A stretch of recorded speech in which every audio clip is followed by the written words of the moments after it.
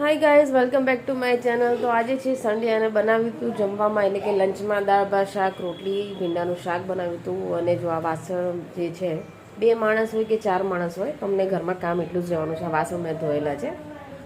અને બીજી એક વસ્તુ કે ક્યારે બી જમવામાં હું કોમ્પ્રોમાઇઝ નથી કરતી, કારણ કે એના માટે જ આપણે જીવીએ છીએ.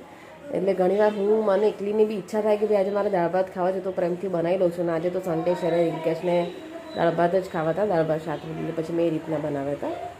કહેવાનો અર્થાત એ છે કે ભાઈ બે જણ રહેતા હોય કે ફૂલ ફેમિલી રહેતી હોય, ખાલી 4 રોટલી જ ઓછી થવાની છે, પણ કામ એટલું જ રહેવાનું છે. તો બસ અત્યારે બપોરનો ટાઈમ છે, હવે છોકરાઓને હું સોડાવી દઈશ. રિંકેશભાઈ સૂઈ ગયા છે, કારણ કે થાકી ગયા હતા વધારે, કારણ કે સાંજે અમે અમારી બહેનના ઘરે ગયા હતા, તો અમે મોર્નિંગમાં જ આવેલા હતા. તો બસ અત્યારે સન્ડે તો આવી રીતે ગયો છે, સાંજે જોઈશું ક્યાંક બહાર જવાશે તો. અને રસોડું જે છે, હું બાબા જેટલા થાય એટલા વાસણ ધોતી રહું છું, કારણ કે મારા મમ્મીના ઘરેથી થોડી મને આદત છે કે ભાઈ રસોઈ થાય ને થોડા વાસણ કરતી રહું છું, અને મને ફાવે છે એ રીતના, એટલા માટે. તો પહેલાં તો હું દાળ ભાત શાક રોટલી જોડે રવિવારના દિવસે કંઈક ગળી બી વસ્તુ બનાવતી હતી, ધારો કે સેવૈયા છે, શીરો છે, એ બધી વસ્તુ. પણ હવે નથી બનાવતી, કારણ કે હું એકલી જ ખાવાળી છું. રિંકેશને ગળ્યું ઓછું ભાવે છે ઘણીવાર, એટલા માટે. બસ એને આ નમૂનાઓને અમારે સુવડાવવાના છે, કારણ કે એ તો મોડા ઉઠ્યા હતા, એમની ઊંઘ પૂરી થઈ ગઈ છે, એટલા માટે.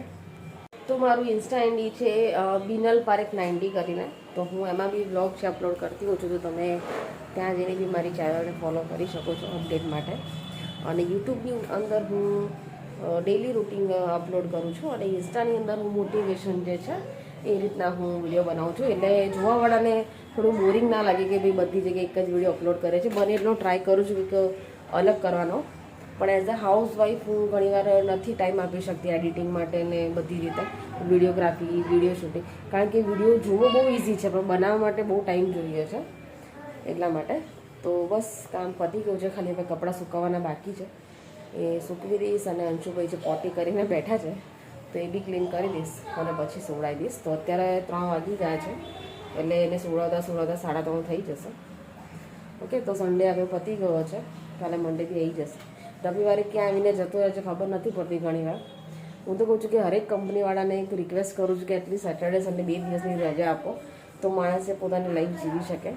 કારણ કે રવિવારે એક દિવસ ક્યાંથી સવારથી સાંજ પતી જાય છે ને એ જ ખબર નથી પડતી.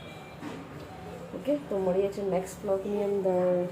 વિડીયો ગમે તો લાઇક, શેર અને સબસ્ક્રાઈબ કરવાનું ના ભૂલતા.